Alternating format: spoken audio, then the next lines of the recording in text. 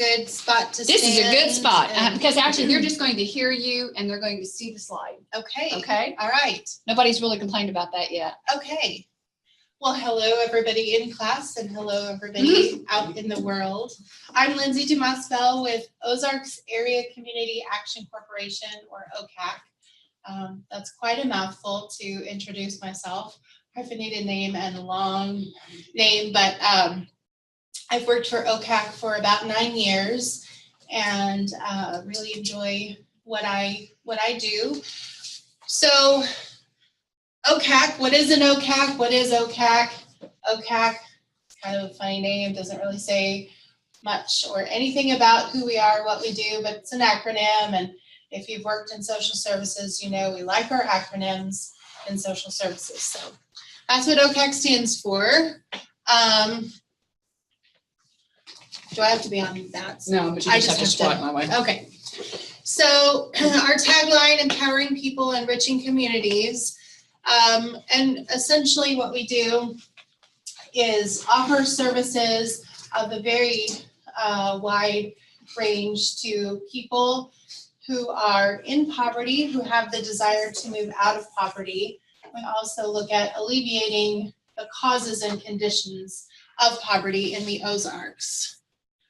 Okay, I will get this. So what does poverty look like in the Ozarks? And when I refer to the Ozarks, these are the 10 counties that we serve. Southwest Missouri, that's Berry, Christian, Dade, Dallas, Greene, Lawrence, Polk, Stone, Taney, and Webster. So Greenfield to the north, Marshfield to the east, Cassville to the south, and Aurora to the west, being bigger known towns, recognizable. So poverty, unfortunately, is a big problem here in the Ozarks. And we exceed, the red needle is us, so we exceed currently the state and the nation's poverty rate. So our report area of those 10 counties, 26.8%, so more than 1 in 4 people in poverty. You can see the state 24.5 and the country 23.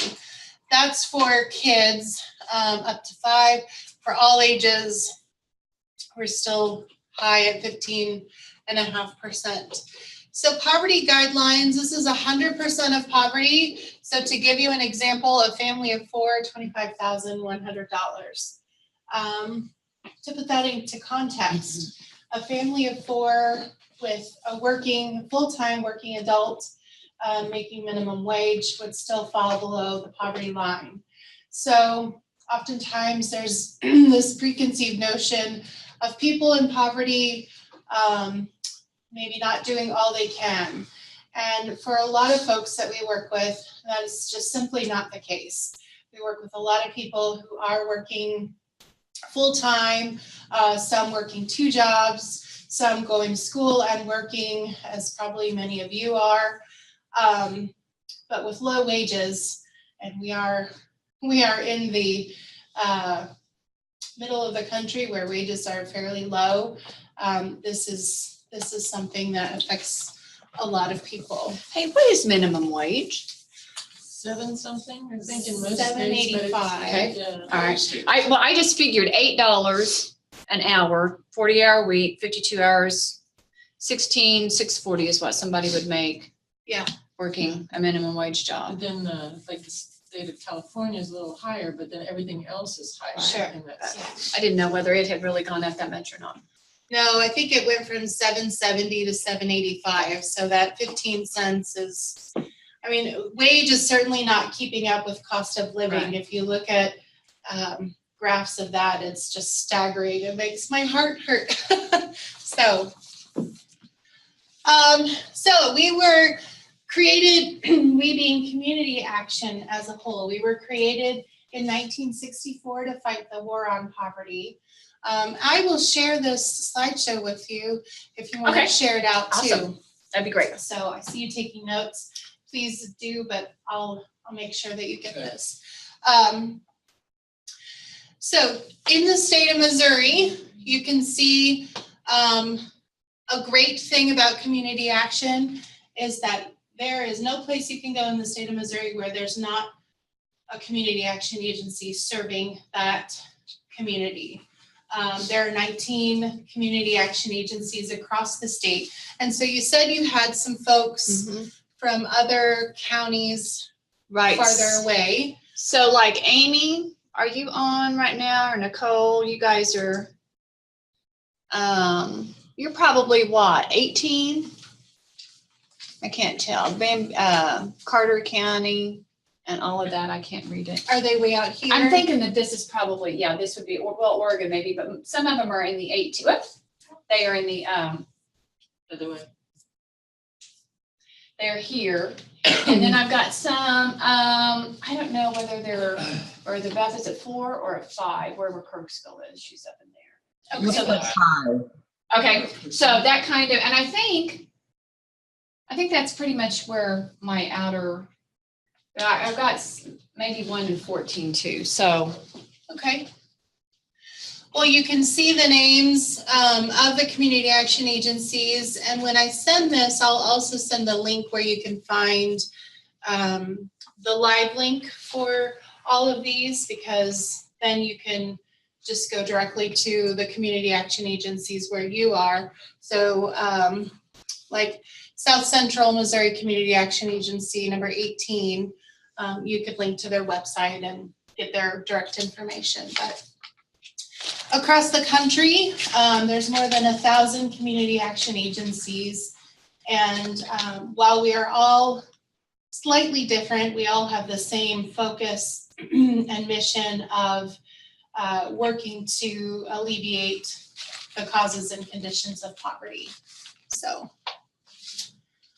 Doesn't sound like very many for the whole United States. I mean, when you count, you've got, each one of those numbers is a different. Yeah, so there's 19 in Missouri. Yeah. Some states would have less because not all counties. Yeah, but I think it's something like 96% of the country is covered by community action. So That's cool. it's nearly everywhere.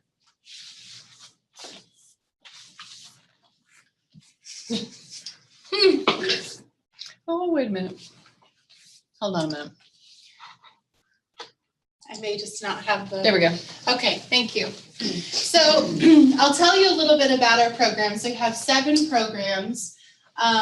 They all receive federal funding, and then typically also receive some grants, foundation grants, local grants, state grants, and so on. So family planning, this is one of our programs, serves the same counties, but also serves Laclede and Wright counties as additional areas. And family planning essentially provides low-cost birth control methods. They do testing, they do education and outreach in communities. They provide services to women and to men. I was just looking at the numbers, and last year they served just a little over 3,000 people. 59 of those were men. So we don't see a lot of men, but we do see some that come in for different testing and information, that kind of thing. Yeah, just to interject, how many of you knew that OPACC had a family planning clinic? See, I didn't. The first time she came, I was like, that, see, Yeah, that is one of your most underserved or underknown. I know. And it's through presentations like this, I'm telling you, and then you can share that information. But yes, it is unfortunately not a well-known program, and we're working to change It's that. open every day, right? I mean, or Monday through Friday. well, I mean, I just, I drove by Planned Parenthood the other day on Battlefield, and I don't care what you think about everything, but it is a good place to go for, and so you offer the same, a lot of, as far as well care, those kinds of Yep. things, and so people could, if you, if I were young, I might be afraid to walk into Planned Parenthood just because you don't know who's standing outside across the street that's ready to blow the place up. Or, I mean, maybe I'm going a little bit far out, but I don't think so anymore. When they could just walk in very quietly to y'all's clinic and get the same kinds of services. So Yeah, we've I always got, try and promote it, I'll say, well, OPACC, no, didn't know that. Yeah. well, thank you. Yeah. And excuse me, about that, I will say, that you hear a lot about Planned Parenthood, right? So different organization, but similar services, but the funding is the same. So when you hear funding cuts to Planned Parenthood, they're talking about those Title X Oh, okay. funds. That's the same for us. So,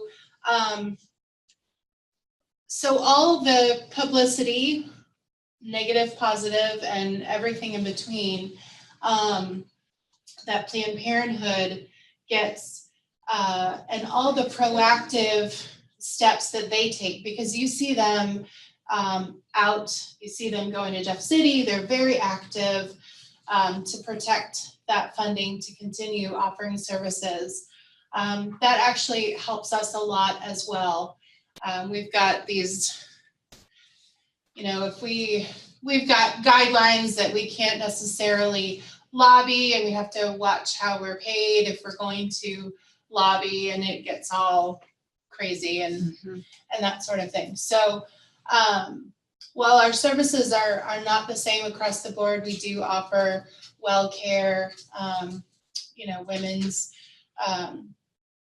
annual fun checkups that we go get, and all of those kinds of things.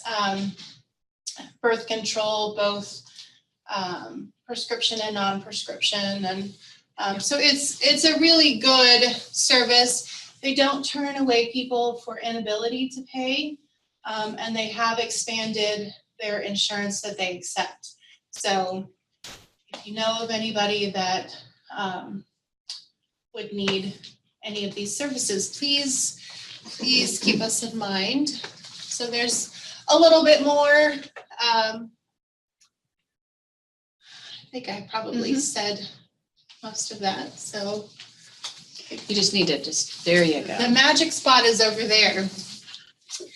Any questions about family planning? Okay. Foster Grandparent Program. This is an excellent program where people 55 and older go into schools, into centers that work with children, and they just serve as positive role models, mentors. I always compare it to the big brothers, big sisters for people who are a little bit older. Because really it is just being a good person in somebody's life who may or may not have someone to listen to them and that sort of thing. So a lot of times kids in poverty, maybe their parents are always working or in school, or maybe they don't have great positive role models. I mean, it's just a variety of situations. So foster grandparents serve as those one-on-one supports to kids. They work with teachers a lot. They can help with tutoring, therapy. They work with fine motor skills, behavioral issues, all kinds of things. You can find them in schools, in Boys and Girls Clubs, in our Head Start centers. They work, you can find OPACC Foster Grandparent Program in our counties plus, let's see, Douglas, Texas, Wright, and Laclede. So they're in 14 counties. All of our programs serve 10, and then a couple of our programs outreach a little bit more. And foster grandparents is one of them. So if you know someone 55 or older who is good with kids, likes to spend a little bit of time with them, please keep foster grandparent program in mind. This program is funded through the Corporation of National and Community Service. If you've heard of AmeriCorps or Senior Corps, it's that umbrella company. So foster grandparent program is under that umbrella.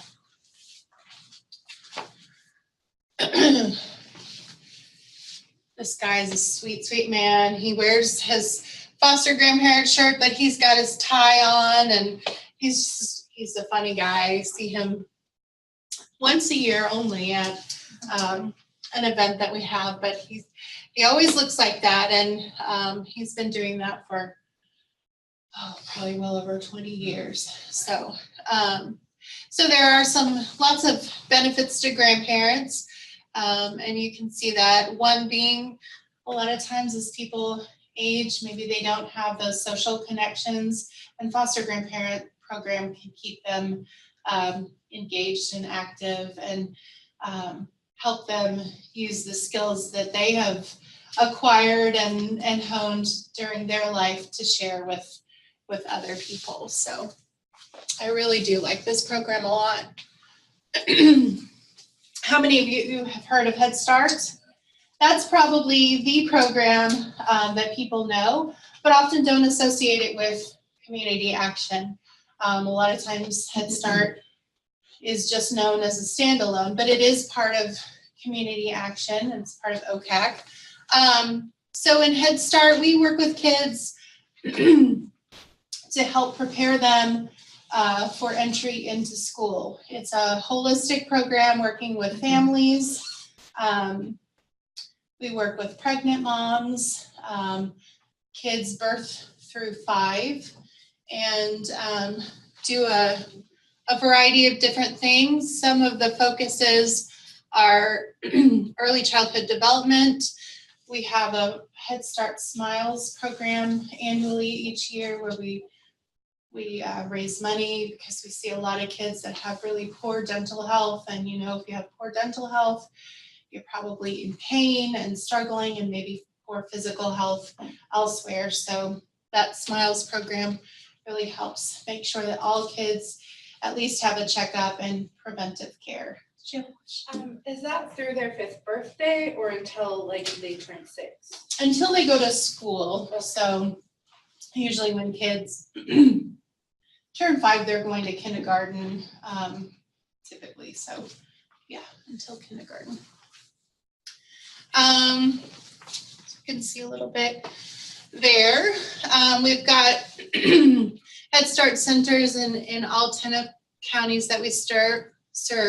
Some are part day, some are full day.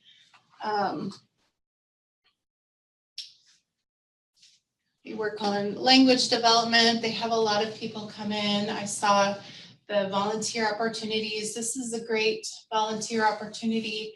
We've got meal buddies. We've got Come Read to Kids. There's an annual reading day where we have people from all over the place come in.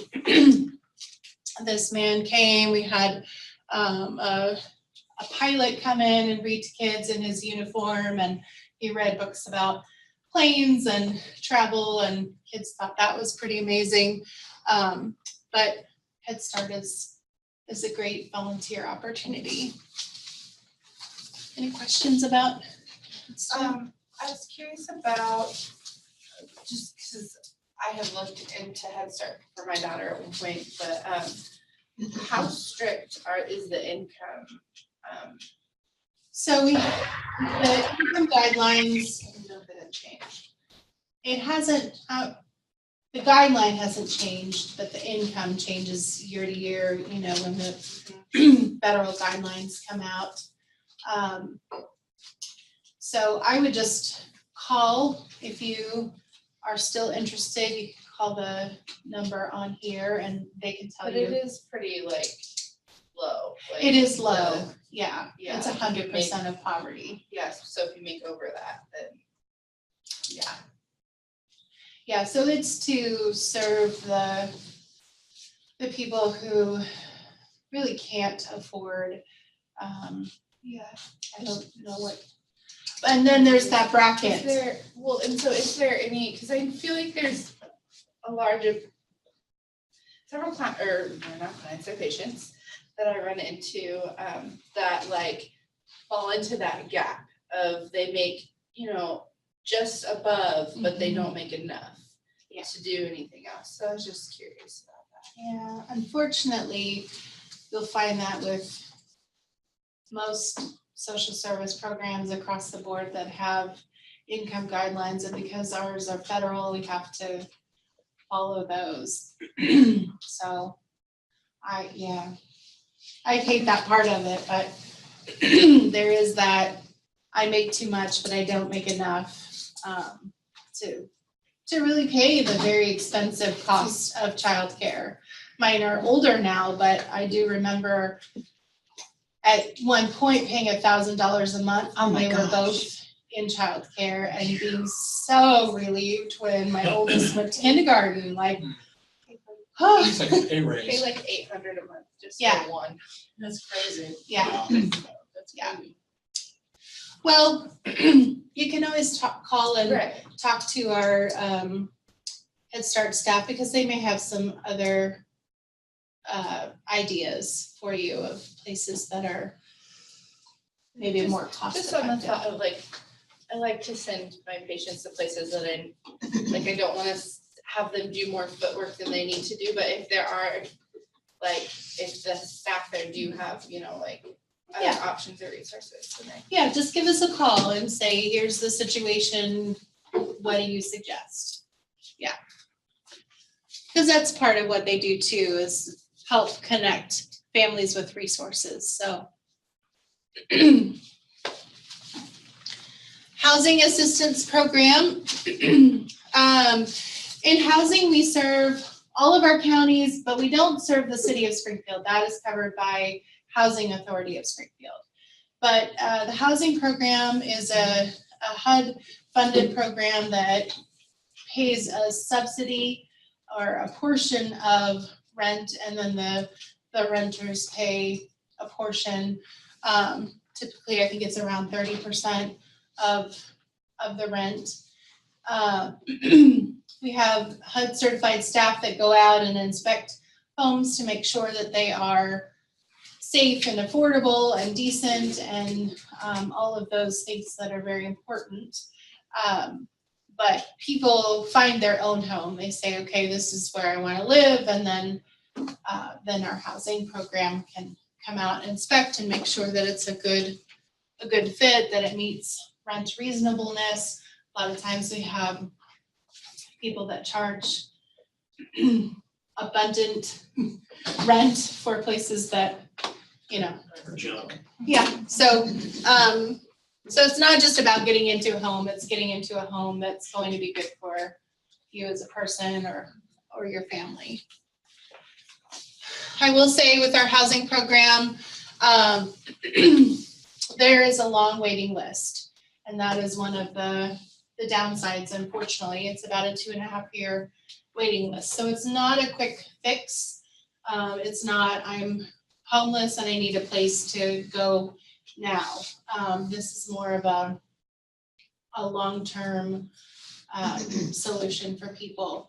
But what we tell people is, if you apply for housing, make sure that you are diligent in keeping your records up to date with us, because when your name gets to the top of the list, they'll send out a letter, and if you have moved and not updated your address, and you don't receive that letter and respond within the amount of time, then unfortunately they will move on to the next person. So if you know someone who would benefit from housing,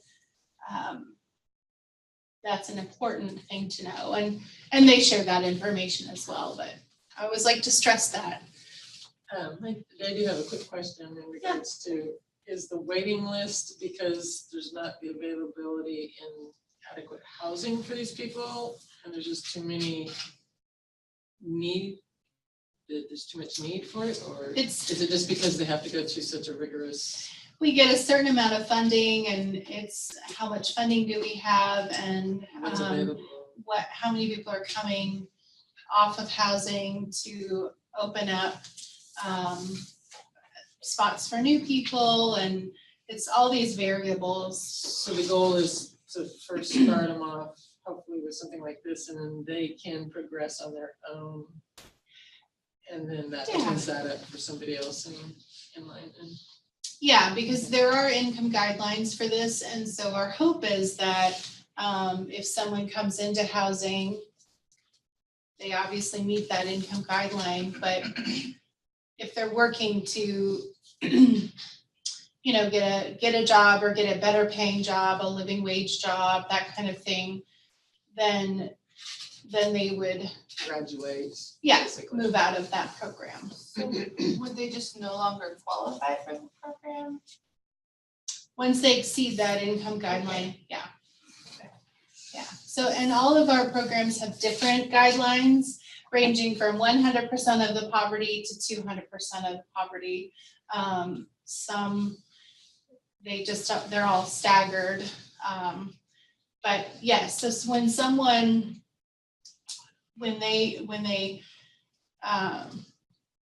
make more than that guideline at their, and I don't know if it's at the annual renewal or if it's just at the time that they start working a new job, but it might be at the annual renewal. I don't want to say one way or another because I'm not certain about that.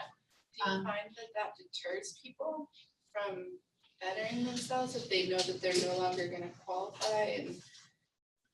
I don't think so. I mean, I think most of the time when people apply, they apply knowing that at this point in my life, I need some help, but I don't always want to need help. We have seen poverty change quite a bit too in the last handful of years when we had our recession and we had people that had worked their whole life. You know, we had men and women in their 40s and 50s and 60s who had always worked and then lost their job. Places shut down, laid off massively, and found themselves in positions where maybe they had never been, who were asking for help, but wanted it to be very short-term help. So there will always be people who come in and stay there. And, you know, for some people, for elderly people who are on Social Security or for people who are disabled and they get $675 a month in disability, their income will never change and their ability to pay more won't change. So for them, housing is really a good thing. But for people who are working and maybe just find themselves in a difficult situation, it can be a good thing for a short term. And that's true of all of our programs. But you probably notice it more so with some of them, right? Yeah, there are some that tend to be, so housing and our utility assistance program, you know, those tend to be used more by certain populations who truly need it for a long term. And speaking of our utility assistance program, so LIHEAP is the acronym, but it's Low Income Home Energy Assistance Program. This is also one that a lot of people are familiar with, may not know the name of it or associated with OPACC, but we pay heating in the winter, cooling in the summer. And there are two programs under LIHEAP. One is energy assistance and the other is energy crisis. So right now we've got our energy assistance going, and it's going to end next week. And then we'll start summer in the not too distant future for ESIP program. But so this is, they don't have to have a shut-off notice. So one of our programs is you have to have a shut-off notice and one is not. So one thing that I like to tell people about the LIHEAP program is we had fairly recently a 5-year study done across the state of Missouri that showed about 73% of recipients of LIHEAP were either first or second time users. So there are not a lot of people who use it again and again and again. So it goes a lot back to people who find themselves in a difficult situation temporarily. They might get a payment to help for a month and then may not ever apply again. 70% of the households helped are either with a child under 5, elderly, or someone with a disability. So this is a program that helps a lot of people who are on a very fixed and limited income. So ESIP, that's what I was referring to, but ESIP has a winter program and a summer program. So we're about to close down the winter program and then we'll start up summer. So we should hopefully have this nice gap, ideally, where nobody's having to run their heat or their air, but we live in Missouri, so maybe that's not accurate. We could be running our heat one day and running our air the next, so we'll see. But this pays, you'll see the summer pays electric only, and they do have to have a disconnect notice or already be shut off. So I'm reading here, applicants must first apply for an EA before being considered for the ECIP. Yeah. So Yeah, so applicants apply for energy assistance, which does not require a shut-off notice. And then but then they can then apply for that if they've done Yeah. notice. Okay. Yeah.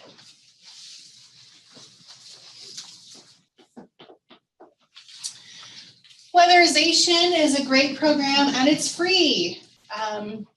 It's a free program, so that is, and it's our highest income guideline program too, at 200% of poverty, which is considerably more than Head Start, which is 100%, I guess double. So, but weatherization is great. They provide services to homeowners and also to renters. I should say, for people who rent, there is a small fee that the landlord would pay, but for the people that live in the home, it is a free program. They come out, they've got this great, let me see if I have a picture of it. Yes, this is called a blower door, and they hook this up. It's fantastic. I'm just in awe of it every time I see it. But it calibrates your home, where the leaks are, where air is coming out and going in, where it shouldn't be. And so weatherization crews know, okay, this needs weather stripping, caulking, this, we need to repair these windows or replace them, all of that kind of thing. They test your heating systems to make sure that they are efficient and also safe, and do repair work or replacement work. So you can see the services that they provide. There is a very short waiting list of just a couple of months, except for Empire customers. I don't know that there's a waiting list for Empire customers, so, or if there is, it might just be, you know, a very short time, but it's a great program. So tell everybody you know, weatherization, it's free. Any questions so far? And so with the weatherization, they help with window, like. Yeah, they'll repair windows or sometimes replace windows. Can you only do that once? Weatherization? That's a good question. I don't know the answer to that. I don't know if they could come out and weatherize your home, the same home again. You might be eligible in another home, but I think, I want to say no, that it would just be a one-time, but they might be there for several days, you know, working on the whole house. So they would kind of check everything for They you. check everything. Yeah, they're very thorough, and Is that open again? Well, Is that open just to the poverty level, or is that open Yeah, that's to what I'm like thinking Joe Schmo can come and say, hey, I just want you to check my house, or is that just open to a certain income? Both. So for our free weatherization program, that's people up to 200% of poverty. Now, if you exceed those guidelines, but you would like to have your home energy audit done, then they can come and do that, and they would charge a fee. The neighborhood centers, these are centers that are located in all 10 counties that we serve, and they provide one-on-one services to people, case management. They help them with job skills, interviewing skills, that kind of thing. They do a lot of workshops on topics like Missouri landlord-tenant law. They collaborate a lot with other organizations that offer specialty classes, like Missouri Extension will come in and do a lot of classes. We work with Legal Services of Southern Missouri. They're the ones that do the Missouri landlord-tenant law. So these are really skilled professionals coming in and teaching classes for free. The neighborhood centers operate programs. Sometimes they have funding that can be used for emergency situations, but that depends on grants and donations. So we never really say we have money for this or this or this, because that's always changing. We might get a grant from Skaggs Foundation, for example. Our Stone and Taney County centers have the Skaggs Foundation grant that can help people with dental work. We send people to them for that, but it's a first come first basis, like, you know, and. Yeah, but that's an annual grant, so we might have it this year and maybe we won't have it next year, but we hope to. So as far as that kind of assistance, that changes county to county and also based on what our grants are. But the programs that we offer, the life skills and the projects and that kind of thing, those are all ongoing. So you can see some things there. Our Dade County office, they're the food pantry for the county. And they also work with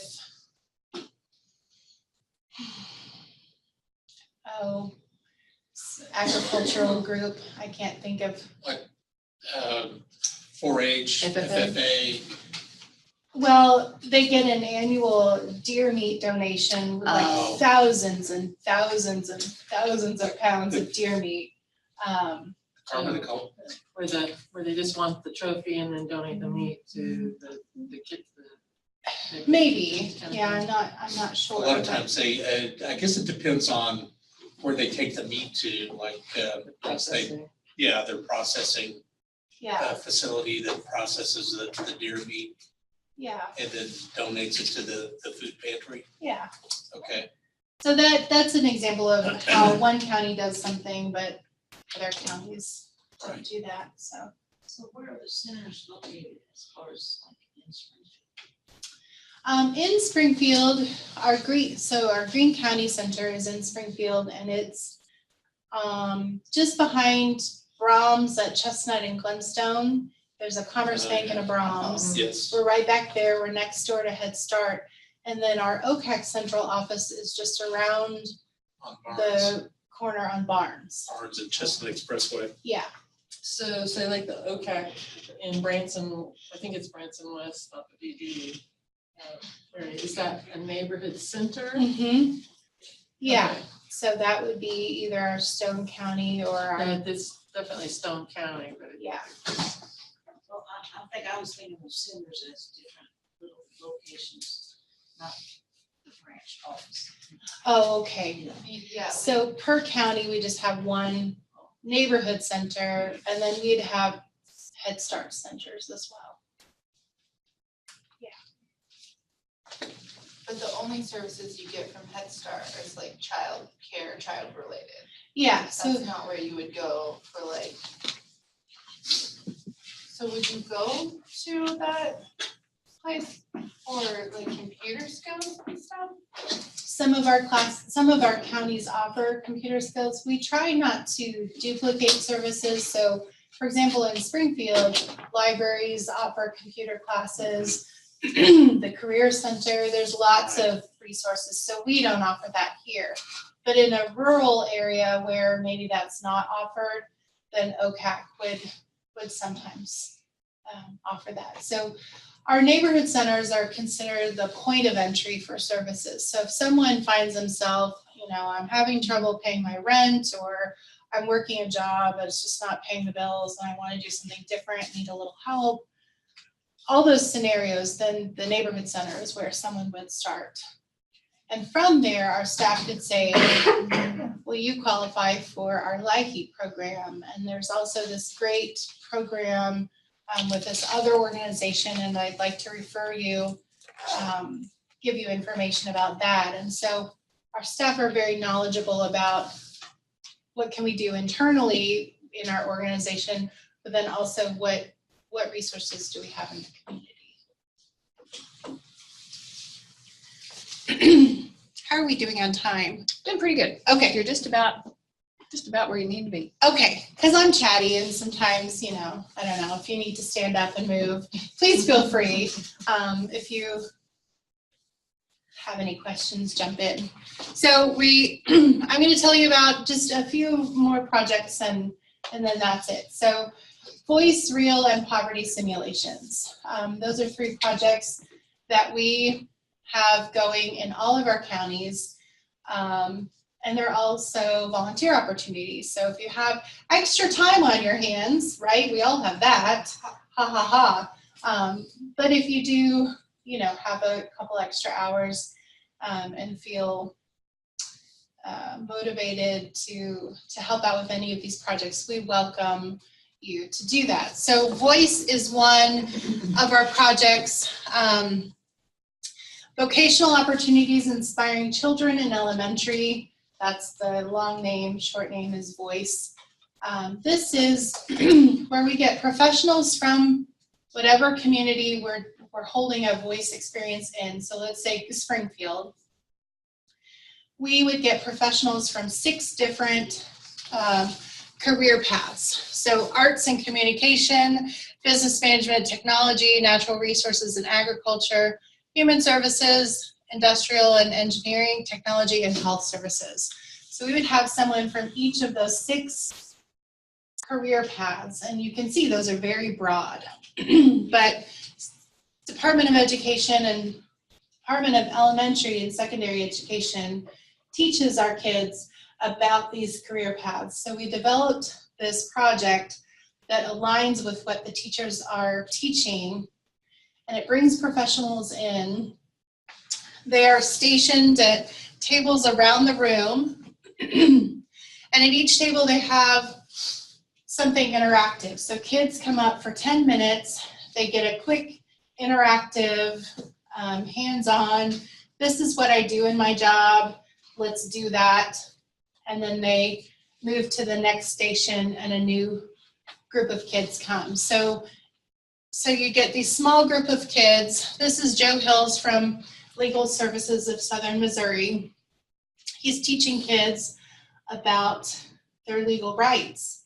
And the way he does that is he has adapted the 3 bears, Goldilocks and the 3 bear stories. And so he talks about, well, Mama Bear and Papa Bear and Baby Bear, they're entering Goldilocks' home. So let's talk about that. Is that, legally, what are they doing? And it's really great. He really engages them. You can see kids are intently listening, and they really love that presentation. Here we had line crews come out and set up a pole and did a demonstration, and then talked to kids and had them try on different things. She's got part of a uniform on, I guess is what it is, the gloves and, but it's really great. This project was developed because we know a lot of kids in poverty have a very narrow focus of what I can be when I grow up. Maybe they don't know that they can be anything, maybe they're not encouraged, or maybe they just see, a specific kind of work. So we really want kids to experience a lot of different opportunities. And this is not just for kids in poverty. When we go into a school, all the kids in that grade, whether we're doing 3rd grade or kindergarten through 5th grade, all the kids will participate in the voice program, project, and reel. So that's nice too. We're not singling anybody out. But anyway, it's to inspire kids to dream big about their future. And they have a little passport that they get. It gets stamped at each of the tables. And then they take it home and it's got some questions to talk to mom or dad or whatever, brother, sister, grandma, grandpa about. These are the things that I experienced today and this is what I'm excited about and that kind of thing. So we always need people who are skilled in some way to come and do a demonstration and talk to kids about their jobs. So if that might be you or someone you know, keep us in mind.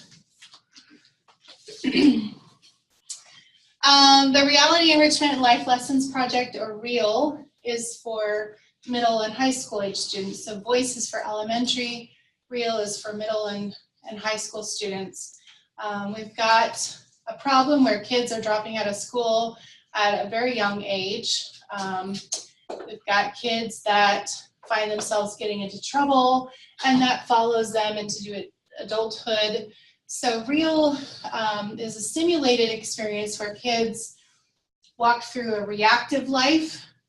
They're given a life situation where as a teen you got into some legal trouble and you're now an adult looking for work, but you've done some jail time and maybe you have 2 kids or whatever your situation is. So they get this reactive life and have to experience Consequences. the consequences. You dropped out of school. All these kids in the reactive life have dropped out of school, so you don't have that base education. So it's a little more difficult for them, and they have to experience, well, I'm trying to get a job, but you're not going to hire me because I don't have any sort of education, plus I've been in jail twice, and I'm not looking like a really responsible person. So they're really challenged in this reactive life. It's really actually kind of close, kind of like when they did the Scared Straight program back when, to try and keep them out of jail Well, to begin with. But this is kind of cool to say, hey, just finish school, get educated, stay. what I'm learning as a mom of a 14-year-old and an 11-year-old is the less I talk at my kids and the more they can experience and make decisions for themselves. And it's true for me too. True. I mean, I'm not any different. The more effective it's going to be. Right. So we really want kids to experience something and go, I didn't like how that felt. And we've had a lot of kids tell us, I was really going to drop out of school when I turned 16, or we had one girl say, I'm 14 and I don't come to school very often. I happen to come on this day, freshman in high school. I don't like school, I don't want to be here. I'm not planning on staying in school, but after this, I think I need to stay in school. Yeah. And we've done this project this is our 8th year, and so we've seen several classes, I guess 2 full classes now. They started as freshmen or, we'll start in the middle school. So we've seen a lot of kids go through and finish. And one thing we've noticed in the course of these years is that the Missouri graduation rate has gone up dramatically, and we're now in a top 10 state for graduation. And I like to say that this is a teeny tiny spark in that, because of course that depends on educators and parents and you know, all this. I'm sure something like this program, because most kids probably think it's just easier to drop out and I can go do anything. I can be an adult, I'll be on my own and Yeah. do this and. Well, after they do the reactive, then they do a proactive life. So you graduated high school, you went on and got some sort of continued education, whether that was a 4-year degree, a 2-year degree, a specialized certification. You continued your education and you made good choices as a teen. And so what might life look like for you now? What are your options for a career and that kind of thing? So it really does let the kids compare and contrast what they've experienced and make decisions for themselves. This is another one. It takes about 18 volunteers to operate a real simulation. This is a really impactful way to volunteer. You don't have to have any specific skills. You volunteer as maybe you're the person who takes the rent payments, or you know, and it's all simulated money and that kind of thing. But it's Go around to the schools, or do you do it at the center? we do it at the schools, and this has become such a popular project that we had it copyrighted and we've sold it across the state to. So there's 19 community action agencies, 18 OPAC's one, so there's 18 others. We've sold this to 17 of them. And it's also in Kansas, California, Georgia, Arkansas. So several organizations, community action, and then nonprofits, and then some schools have purchased it too, because it really is a pretty impactful project. So In my first class, Heather, some of them volunteered for the one, and they were out of Cherokee.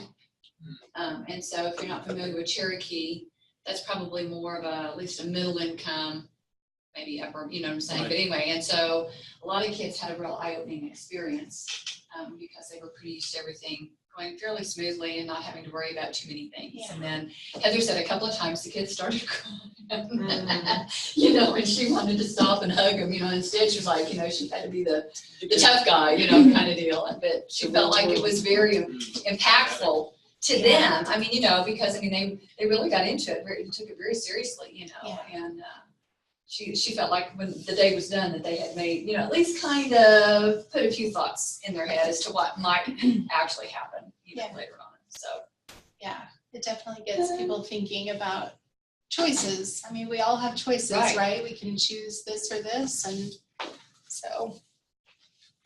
And then you'll see a similarity in the poverty simulation, but they are pretty different. So the poverty simulation is for adults. It's a simulated experience of what it might be like to live in poverty. It's not the extreme end of poverty, but it's just kind of the middle ground.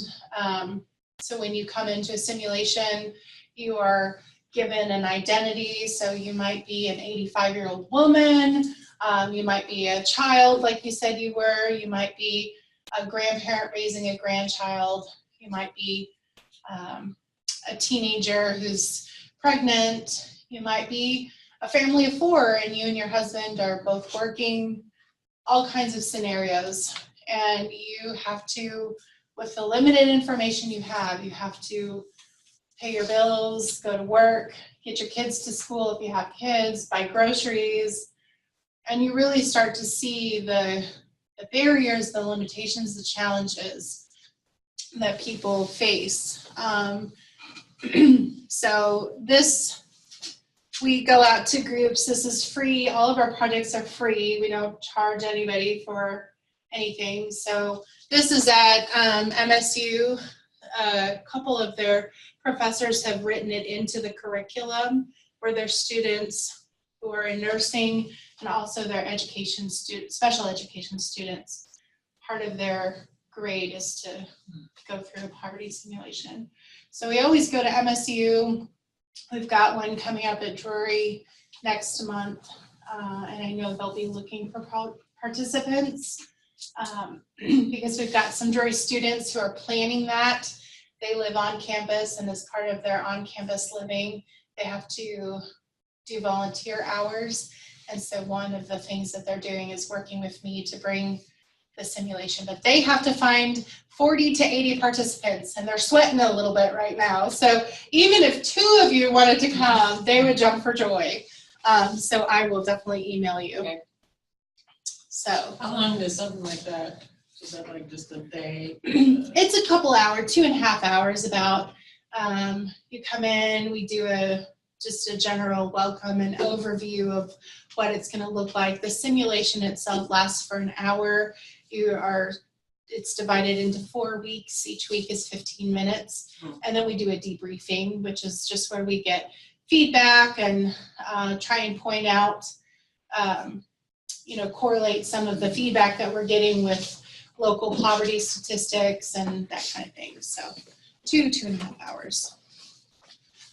And those are fast 15-minute weeks, let me tell I you. was gonna say, Oh, I was hoping that wouldn't cut off, but it did, because I cut and pasted something else. So you're getting part information, but we've got some fun things coming up. If you shop at Mama Jean's during the month of April, we are the Spare Change for Change recipient. They very generously choose an organization every month and put change jars at the register. So if you shop at Mama Jean's, drop your change in. Golden Girls, anybody like Golden Girls? Yes. We have Golden Girls Trivia on April 11th, which is 3 weeks from now. It's at Finnegan's Wake downtown. So excited. Oh, that's your birthday? It's a perfect way to celebrate. I celebrated my birthday at the Golden Girls. It's a really good, yeah. Yeah, it's just, But it's at Finnegan's are you Wake. talking the show? Golden the Girls? show, Golden Okay. Girls. Oh, I thought you meant the No, Golden it's Girls reveal Run Club. from- Oh, no. Golden Girls show. Okay. So,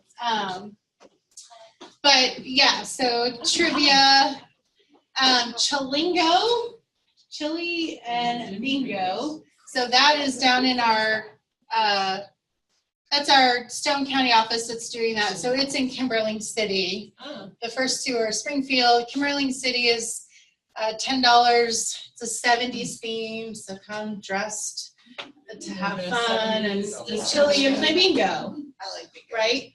yeah. This is a newer project. This is in its first year, Hearts of Multicultural Education or Home. This is in Lawrence County only right now, but this is working with refugees and immigrant families. It pairs an immigrant or refugee student with an American mentor, and they share each other's cultures and learn a lot from one another. They did all throughout the year different activities. And so this is the end of year exhibition where they've got some art presentations and that sort of thing from the participants that went through. It's free, it's out in Monette, but we do have tickets that you can reserve online at 417-TICKS. If you're interested in that, that's May 24th. And then lastly, we've got LunaFest, which is a film festival of short films made by, for, and about women. Men are welcome to come as well. This will be our 2nd annual LunaFest at the Springfield Art Museum, and that's on June 2nd. And there's 9 short films. They range from, I think, 4 minutes to 13 minutes each. We'll have some food and discussion afterwards. So that's what we've got coming up in the next few months. And then I think that's it. So here's my contact information. We're on social media. You can always like us and follow us and share us with other people. That's part of how we grow, and that's probably the largest way we grow other than providing services, is just people, seeing something that they like and sharing it out, and or saying, I learned something new about OPACC today, so. I invite you and encourage you to do that. Thank you for listening to me jabber on and on, because it's been an hour. So There it is. I'm looking right at it. I'm gonna save this real quick, because this one's a new one. This is a new presentation. This one's a different one. Well, I added pictures. I know, because of the and- fan thing. I don't remember seeing the fan and the door deal. No, I added pictures and some other things. It was Let's see a if this is the little one I want to add it to. less exciting before. Do you have any questions?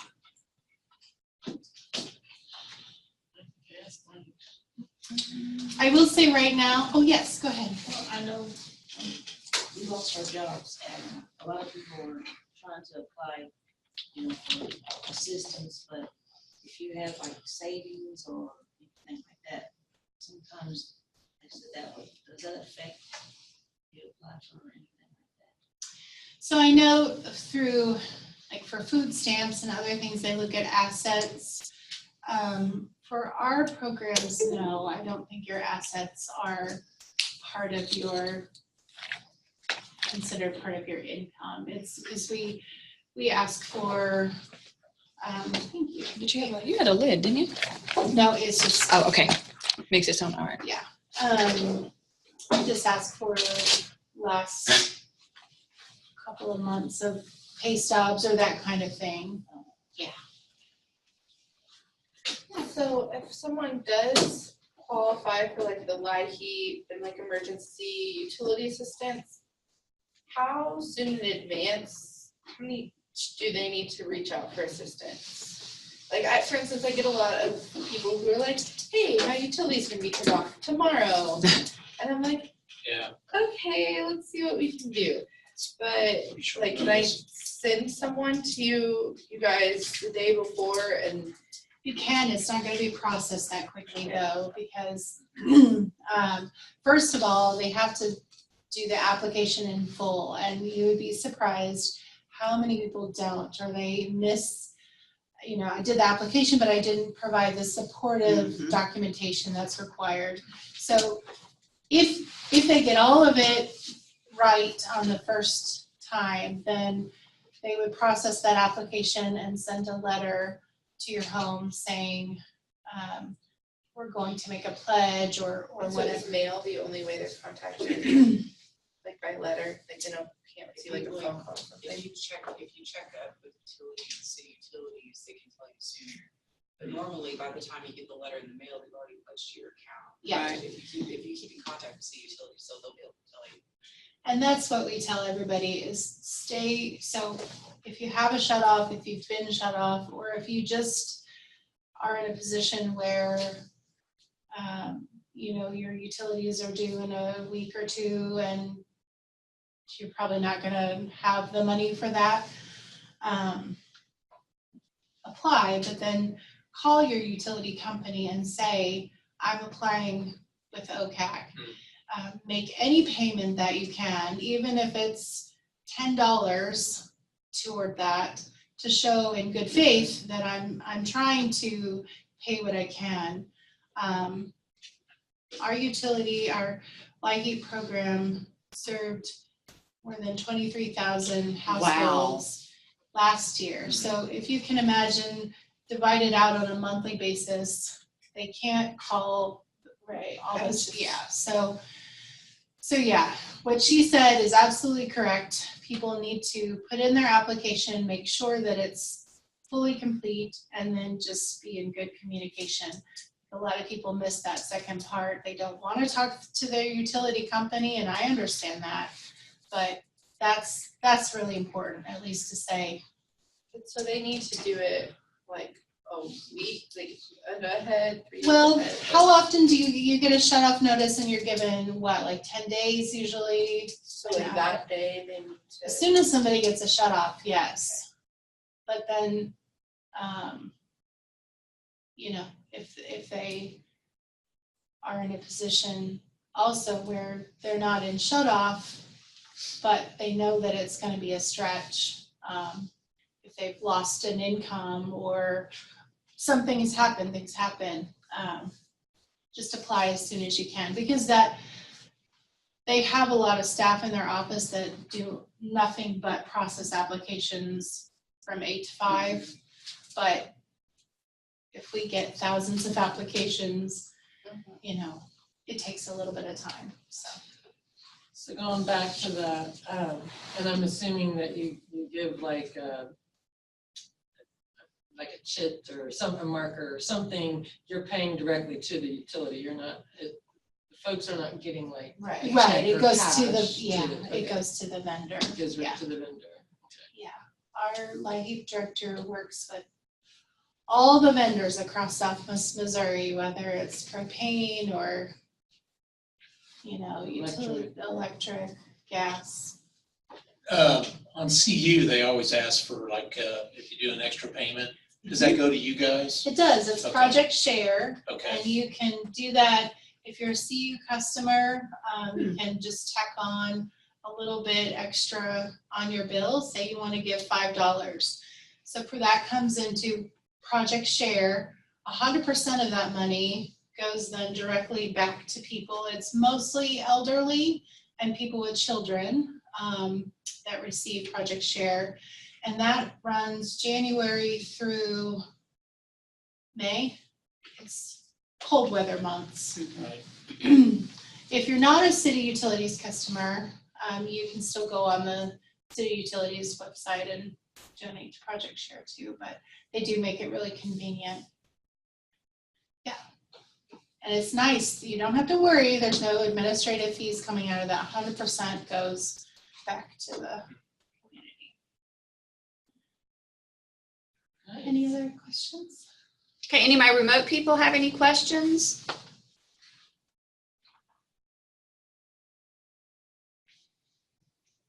No. Okay. All right, well, thank you so much. So it's good to see you. Thank you so much, yeah, same to you. Thank you. Thank you. Just have a wonderful afternoon. Yeah, because I didn't realize OPACC did all that. You know, that's usually what people say as I'm winding down, and I'm glad that you now know. There's part of me that says, Yeah. We've been here since 1965. What doesn't everybody know?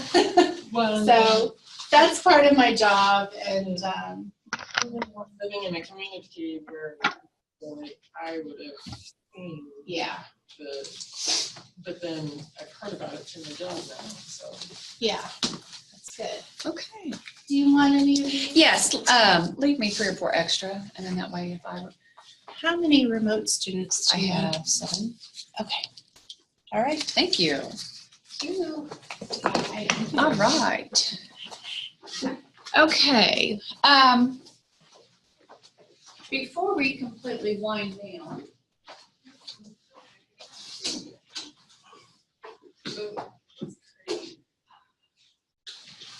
Grab my office. So next week, is the last Wednesday of March. Okay.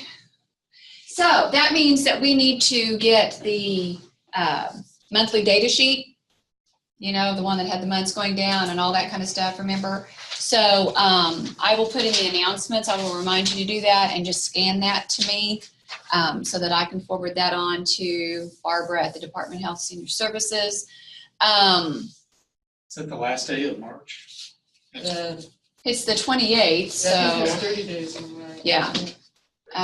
Well, there's 31, but just go on and try and figure, you know, if you can, go on and get that to me sometime by Okay. like Friday of that week or whatever. But I'm just gonna just remind you about that. And even if you have one that's 0, you're not seeing anybody, go on and send me one anyway, because I check everybody off. You know, here again, I'm kind of picky about a few things. The grants got you here. And so, you know, I want to make for sure that when I'm done doing everything that I've received something from everybody that's participating in class. I feel like that's the least that we owe to the people that have supplied the grant and the people that are taking care of the grant. So next week is chapters 9, 10, 11, and 12, PowerPoints, And there will be quite a few activity worksheets, okay? And so I will get those. I'll try and do that tomorrow, but I'm gonna be real honest. Tomorrow's gonna be a nice day, I think. And my husband's birthday is today. And I don't know if any of you have ever been to Flat Creek for dinner. It's down by Cape Fair. And so we think we're just gonna kind of get up and not be in a hurry, you know, and just kind of work our way there. So it just kind of depends on how much work he has to do before he leaves in the morning as to how much I get put up. But there will be some activities. Since your Miss Evers project, I felt like took, you know, by the time that you watched it, wrote it and all that, I felt like that was pretty much a 6-hour unit of time, okay? I'm gonna go back and pull some worksheets from chapter 6, I know, from, you know, the past reading.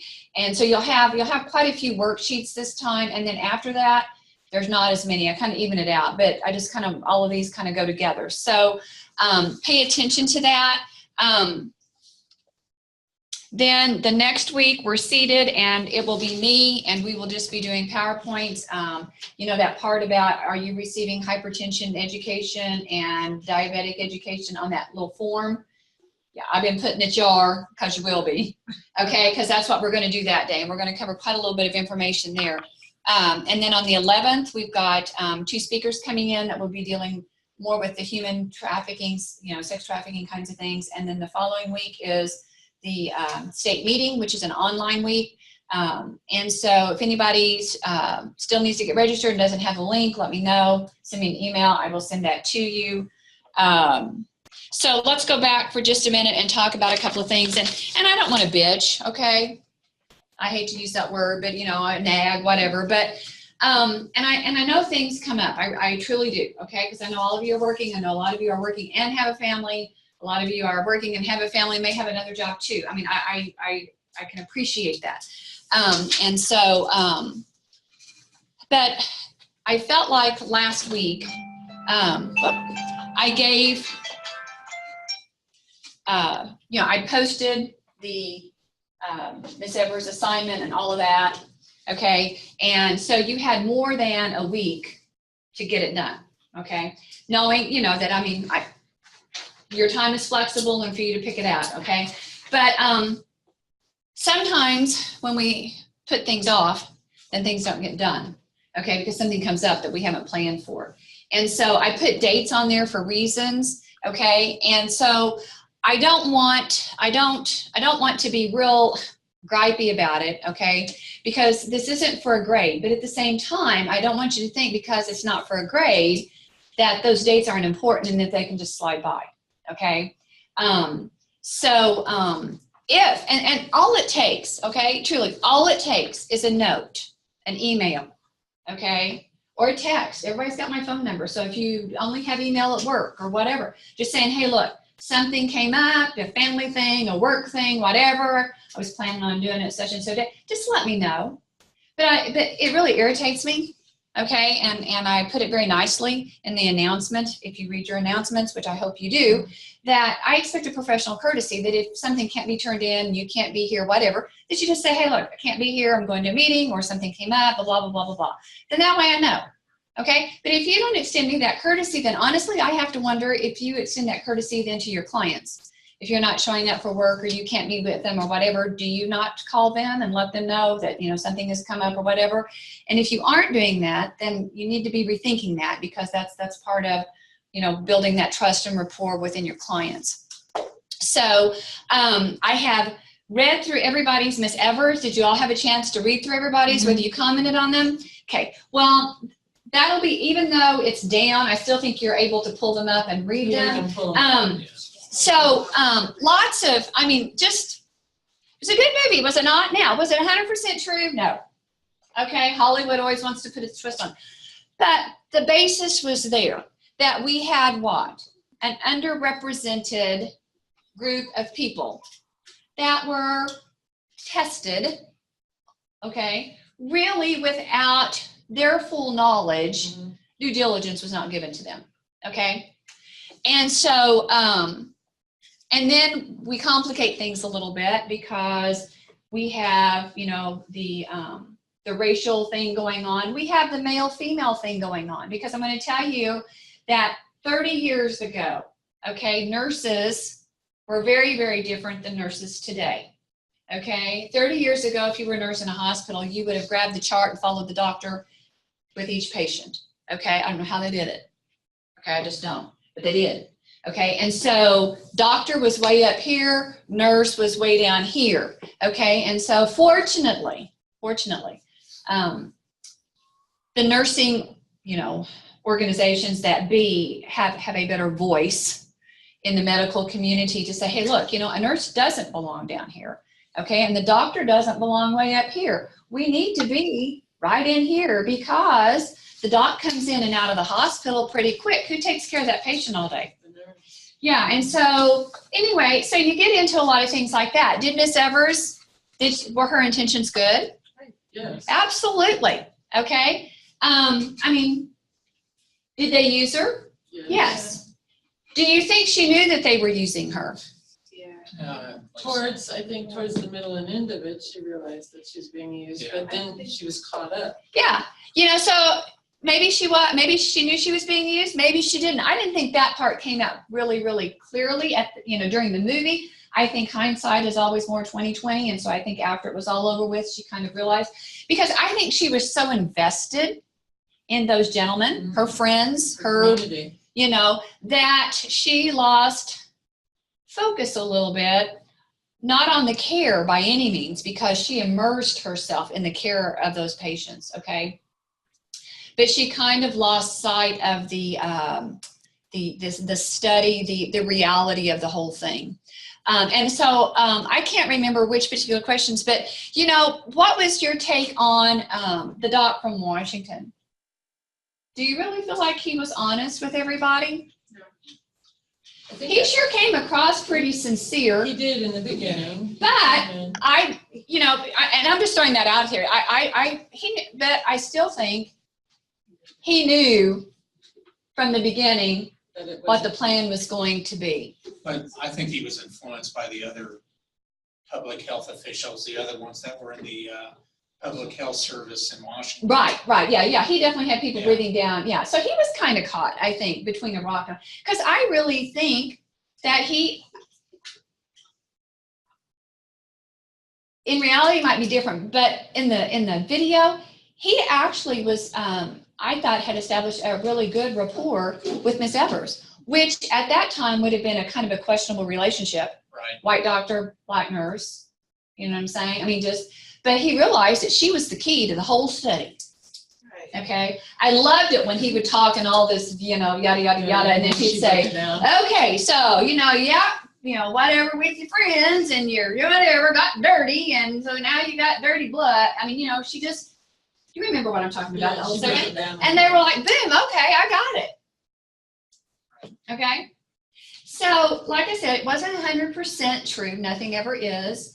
But the Tuskegee experiment, the study, was real. It lasted over a long, long, long period of time. I can't believe, well, I can, but I can't, that it went on for so long with treatment available for so long And not to them. and for them to be ignored. Okay? And really, it was just as simple as what medication did they use? So, Yeah. Okay. And at first when I was watching the movie and then I got to that question, at first I was thinking, okay, well, penicillin at that time was very new and they didn't know a lot of stuff on it. But when they did start giving it to the military people, whether they were black or white or, other parts of the country, you're like, why wouldn't they? Oh, all of those side invest in effects that they were talking about, that was just a batch of bull. Yeah. To That was just a good reason, right, So yeah, they didn't to, ruin their study. Yeah. Well, and then they wouldn't want, But then what was the ultimate end to the study? Because That black people respond the same way to syphilis Yeah. as white people. if they're given the medication in an appropriate amount of time, right. But they okay? were- and- Because you realize that this was syphilis, Mhm. and there are 3 stages to syphilis. And so in the first stage, there is generally a sore that appears in the genital region, and it's usually painless. And so, so a lot of people ignore it. And for me, if I had any kind of a sore down there, whether it was painless or painful, I'd be having it checked out. But anyway, because it's painless. A lot of people don't want to go to the doctor. A lot of people don't have the money to go to the doctor, whatever, it's ignored. Okay, then you develop other symptoms, rashes and things like that. It kind of goes into the secondary stage, still treatable and curable. But once you get past that stage, then you go into the tertiary stage, and that's where the mental, the losing of the mental capacity and things like that. And I had really never thought too much about it, but when I was first teaching school in Ava, the nurse had to have 2 jobs because schools didn't pay, Ava schools didn't pay their nurse worth a hoot. So she would come up, and I don't know if she drove all the way to the Veterans Hospital at Mount Vernon. But anyway, she was somewhere where there were a lot of World War II veterans that were still living at the time, because this has been probably close to 30 years ago. Anyway, she would always talk about she's going to go see, and she meant this lovingly, so don't think, because there was nobody that had a bigger heart, but her crazy little war men, because they had come back from World War II with syphilis, that hadn't been treated in an appropriate manner, and they were, yes. And so, and they were still living in the war, and they were, but anyway, and I said, and she said, well, they had syphilis and they didn't get it treated. And I'm like, oh, okay.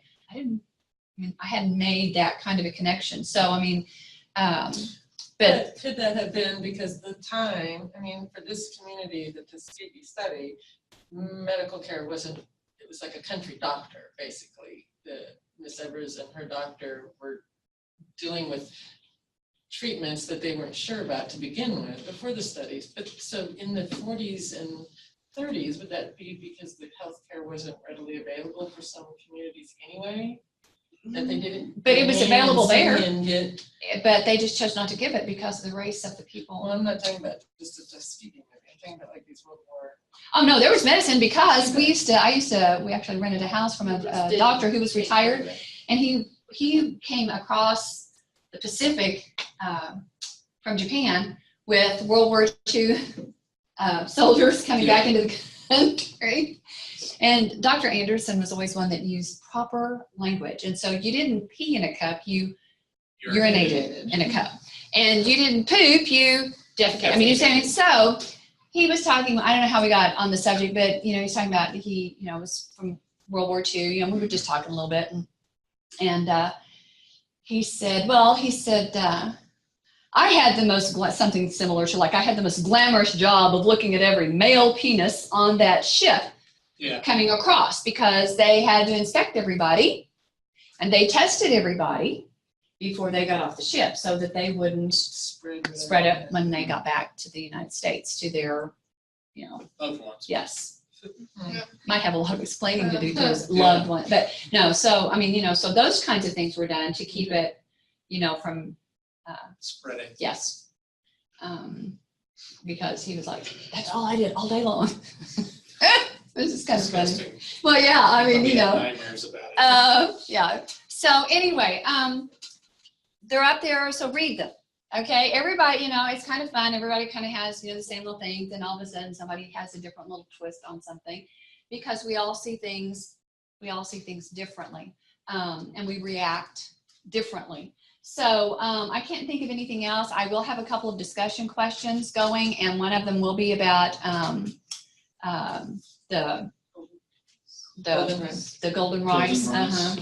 And I'll probably pick a TED talk or something. I have some TEDs that I like to put up, and then you'll have all of your activity kinds of things.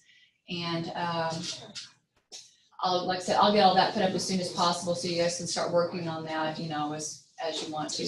And then I'll put a due date on. Please pay attention to the due date and the time. Can't think of anything else. Anybody got any questions? Remote people, any questions, comments?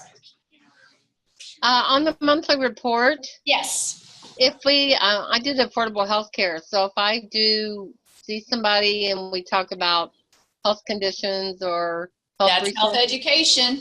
that's health. Okay, great. Yep. Okay. Okay. Thank you. Or just talking about a regular. Huh? She's talking about the final report, but turning it in for hours. No, she's talking about the monthly report. Yeah. Anytime you talk to anybody about anything that's health related, that's teaching them something, that's a number to tally up. So, okay. Even though what you're talking to them about is hypertension. Right, because it diabetes. doesn't say hypertension. There's ones that say Yeah. specifically hypertension and diabetes. Yeah. Okay. All righty then. You guys have a nice week. Thank you. Uh, So you think